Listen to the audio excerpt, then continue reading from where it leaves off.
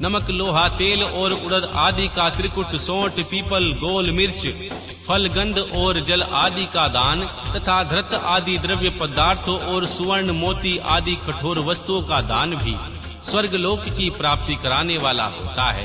इसमें से नमक आदि का मान कम से कम 1 प्रस्थ 1 सेर होना चाहिए और सुवर्ण आदि का मान कम से कम 1 पल। धन की संक्रांति से युक्त पोष मास में उस काल में शिव आदि समस्त देवताओं का पूजन समस्त सिद्धियों की प्राप्ति कराने वाला होता है। इस पूजन में अगहनी के चावल से तैयार किए गए हविष्य का नैवेद्य उत्तम बताया गया है। पोष मास में नाना प्रकार के अन्न का नैवेद्य विशेष महत्व रखता है। मार्गशीर्ष में केवल अन्न का दान करने वाले मनुष्य को ही संपूर्ण अभिष्ट फलों की प्राप्ति होती है। मार्गशीर्ष मास में अन्न का दान करने वाले मनुष्य के सारे पाप नष्ट हो जाते हैं तथा वह अभिष्ट सिद्धि, अयोग्य धर्म, वेद, सम्यक ज्ञान, उत्तम अनुष्ठान का फल इस लोक और परलोक में महान भोग, अंत में सनातन योग, मोक्ष तथा वेदांत ज्ञान की सिद्धि प्राप्त कर लेता है। जो भोग की इच्छा रखने वाला है वह मनुष्य मार्गशीर्ष मास आने पर कम से कम 3 दिन भी उस काल में अवश्य देवताओं का पूजन करे और पोष मास को पूजन से खाली न जाने दे।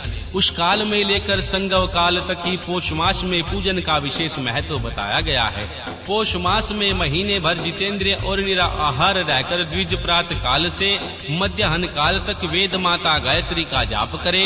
तत्पश्चात रात को सोने के समय तक पंचाक्षर आदि मंत्रों का जाप करे। ऐसा करने वाला ब्राह्मण ज्ञान पाकर शरीर छूटने के बाद मोक्ष प्राप्त कर लेता है। द्विजेतर नर नारियों को त्रिकाल स्नान और पंचाक्षर मंत्र के ही निरंतर जाप से विशुद्ध ज्ञान प्राप्त हो जाता है। इष्ट मंत्रों द्वारा सदा जाप करने से बड़े बड़े पापों का नाश हो जाता है। सारा चराचर जगत बिंदु नाद रूप है, बिंदु शक्ति और नाद शिव है। इस तरह यह जगत शिव शक्ति स्वरूप है। नाद बिंदु और बिंदु इस जगत का आधार है।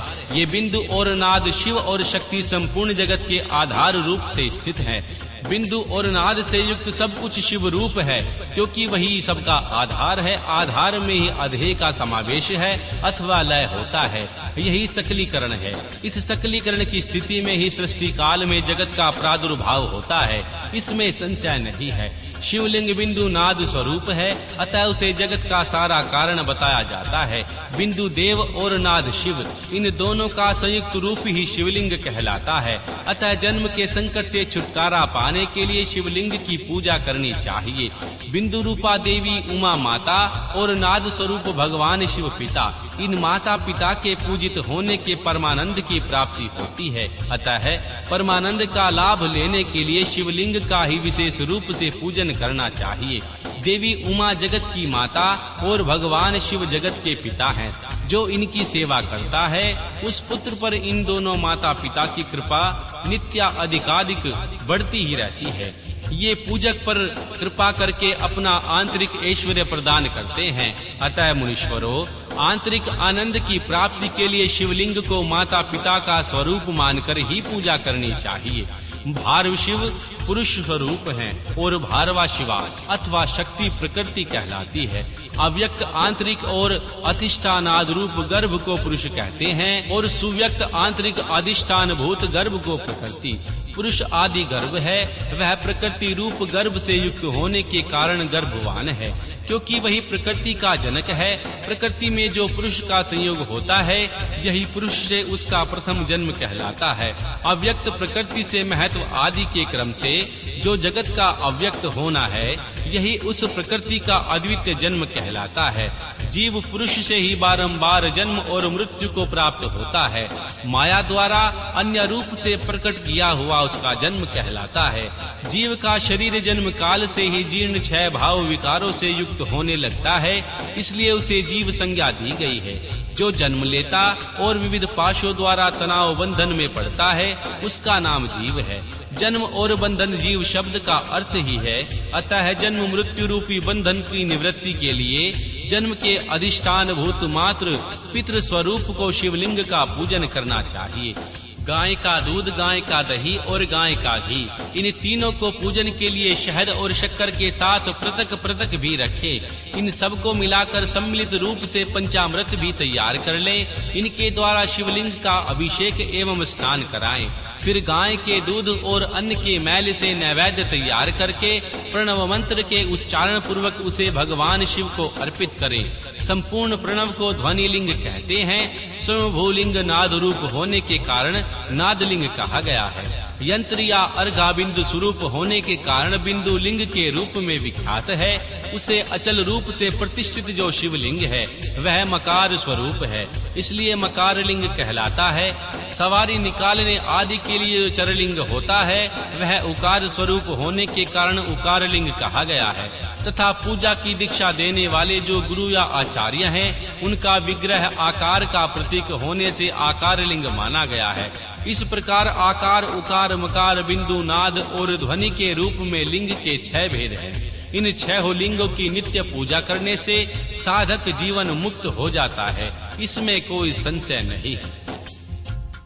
अध्याय 16 षडलिंग स्वरूप प्रणव का महत्व, उसके सूक्ष्म रूप ओमकार और स्थूल रूप पंचाक्षर मंत्र का विचेचन, उसके जाप की विधि एवं महिमा, कार्य ब्रह्मा के लोकों से लेकर कर्ण रुद्र के लोकों तक विचेचन करके कलातीत पंचावरण विशिष्ट शिव लोक के अनिर्वाचनीय वैभव का निरूपण तथा शिव भक्तों के सत्कार की महत्ता। ऋषि बोले, प्रभु महामुने आप हमारे लिए क्रमशः षडलिंग स्वरूप का प्रणव महत्व तथा शिव भक्ति के पूजन का प्रकार बताइए। श्री सूत जी ने कहा, महर्षियों आप लोग तपस्या के धनी हैं। आपने यह बड़ा सुंदर प्रश्न उपस्थित किया है, किंतु उसका ठीक उत्तर महादेव जी ही जानते हैं, दूसरा कोई नहीं। यद्यपि भगवान शिव की कृपा से ही मैं इस विषय का वर्णन करूंगा। वे भगवान शिव हमारी और आप लोगों की रक्षा का भारी भार बारंबार स्वयं ही ग्रहण करें। प्रणाम का प्रकृति से उत्पन्न संसार रूपी महासागर का प्रणव, इसे पार करने के लिए दूसरी नाव, इसलिए ओमकार को प्रणव की संज्ञा देते हैं। ओमकार अपने जाप करने वाले साधकों से कहता है, प्रपंच न नहीं, वह तुम लोगों के लिए। अतः इस भाव को लेकर भी ज्ञानी पुरुष ओम को प्रणव नाम से जानते हैं। इसका दूसरा भाव यो है, अर्थात यह तुम सब उपासकों को बलपूर्वक मोक्ष तक पहुंचा देगा। इस अभिप्राय से भी इसे ऋषि मुनि प्रणव कहते हैं।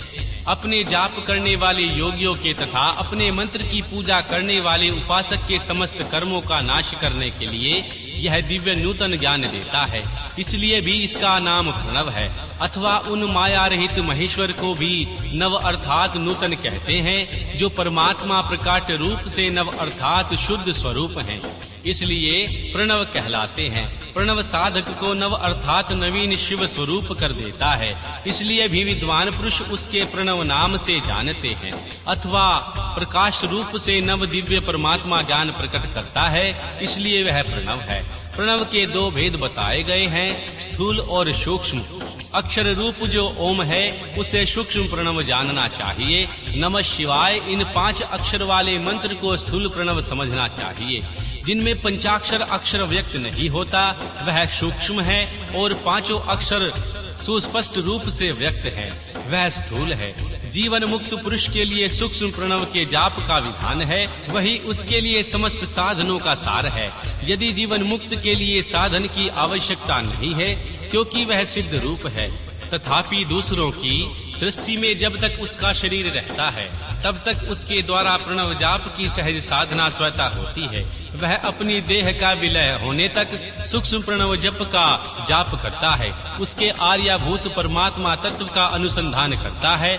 जब तक शरीर नष्ट होता है तब तक पूर्ण ब्रह्मा स्वरूप शिव को प्राप्त कर लेता है। यह सुनिश्चित बात है। जो अर्थ का अनुसंधान न करके केवल मंत्र का जाप करता है उसे निश्चय ही योग की प्राप्ति होती है। जिसने 36 करोड़ मंत्र का जाप कर लिया हो उसे अवश्य ही योग प्राप्त हो जाता है। सूक्ष्म प्रणव के ह्रस्व और दीर्घ भेद से 2 रूप जानने चाहिए, आकार, उकार, मकार, बिंदु, नाद, शब्द, काल और कला। इससे युक्त जो प्रणव है उसे दीर्घ प्रणव कहते हैं। वह योगियों के ही हृदय में स्थित होता है। मकार पर्यंत जो ओम है वह अ, उ, मैं, इन तीनों तत्वों से युक्त इसी को ह्रस्व प्रणव कहते हैं। अ शिव है और उ शक्ति। और मकार इन दोनों की एकता, वह त्रितत्व रूप है, ऐसा समझकर हर्ष प्रणव जाप करना चाहिए।